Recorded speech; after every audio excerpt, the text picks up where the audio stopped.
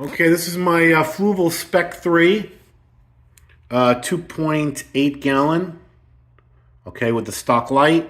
I did upgrade the pump that came with it. The factory pump is, I believe, 66 gallons per hour. I put a pump I found on Amazon, which is about 130 gallons per hour, so twice as strong. Put that in there, and then I put this spray bar in there. I also found on Amazon. There's two types. There's one that you can adjust the nozzles, one that you can't. This is the adjustable nozzle version. It clips right in, and then you can adjust the nozzles to point any way that you like. You see my Beta, he doesn't really seem to care. I've got the nozzles pointing at each other to try to neutralize the flow, but you can see the water movement. It's really a much stronger, it's more than twice as strong. The Beta is totally happy. Okay, he couldn't care less. I've got a nearite snail in here. I've got 5 Harlequin rasboras. I did put a lot of biomedia into the chamber in the foam block that comes with this. It has 2 openings. One, it comes with carbon, which I threw out because I have a planted tank. There's no reason to use carbon. And the second is some biomedia. I actually replaced it with some better quality biomedia, and I really packed it in. And then I have a Seachem Purigen where the carbon would go. A 100-gallon pack, so that should last me for a pretty long time. And I am using API root tabs for the plants here. I've got some a Nubius Nana Petite, and I've got some red root floaters up top. I honestly don't know what the names are for some of these other plants that I have in here. The plants all came out of my larger planted tank, which has CO2 injection. And this thing is doing really fantastic. I mean, it looks great. The algae is under control. I do have 4 yellow shrimp in here. I have 2 dwarf cory cats. You can see them swimming around. They're very tiny. Just got them. 2 dwarf cory cats.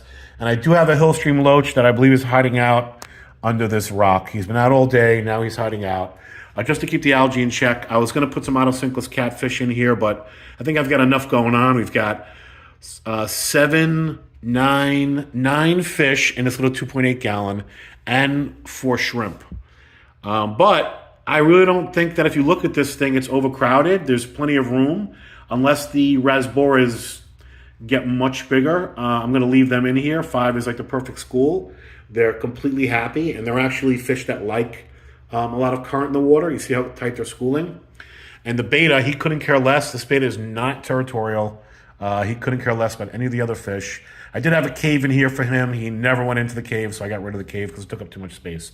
So I just added some more plants. I do use API Leaf Zone once a week, and I do use API root tabs for the stem plants. And this is Seachem fluorite, the gravel. So it already has iron in it. And yeah, I just think it's an absolutely beautiful little tank. There's no issue with the amount of current. The Beta is not getting sucked into the intake. Even the shrimp, you can see the intake vents. Even the little shrimp do not get sucked into the intake. They crawl all over the intake to try to eat some of the plant matter, and they jump right off. So I don't know, people have read online, people said their Betas got stuck. Maybe they have really, really wide fin Betas. I bought this guy because he does not really have huge fins. Because I had a Beta with much larger fins, and it's like, the thing could really not swim around. This guy can move. So his name is Blue, obviously. Anyway, I highly recommend this Fluval Spec 3, and if you do get the Fluval Spec 3, I highly recommend that you do upgrade the pump, and you get this basically a spray bar where you can direct the jets. And the way I have it set up is the jets are basically pointing at each other to kind of calm the flow down. But you see there's some nice water movement on top. And again, my Beta could not care less. The fish are all happy. It does have moonlight mode. Looks awesome at night. I have the light on the timer. You cannot control the brightness. It's basically either on like that. There are some blue lights on right now with it. Then it's only blue, and then it's off. I just put it on a timer, and then I just kick it to blue around 6 o'clock at night, and then it shuts off completely around 7 o'clock at night. I'll leave the links to the upgraded pump that fits without any modification with adjustable flow, and to the spray bar. Again, I got them both on Amazon. There was no modifications needed to the pump. It just fits right in here. I know a lot of people are buying a pump that you've got to rip the sides and the front off and do some modifications. Not so with this pump. This pump is completely quiet. If you can see, there's no sound.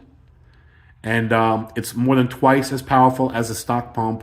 And it fits right in. All I had to do was cut the intake tube because this pump is a little taller. So I just had to cut that intake tube shorter so it lined up with the output nozzle. I'll give you an update in a week or two. I basically drain about a third of the water out of this every week, and then I refill it with water from my big planted tank.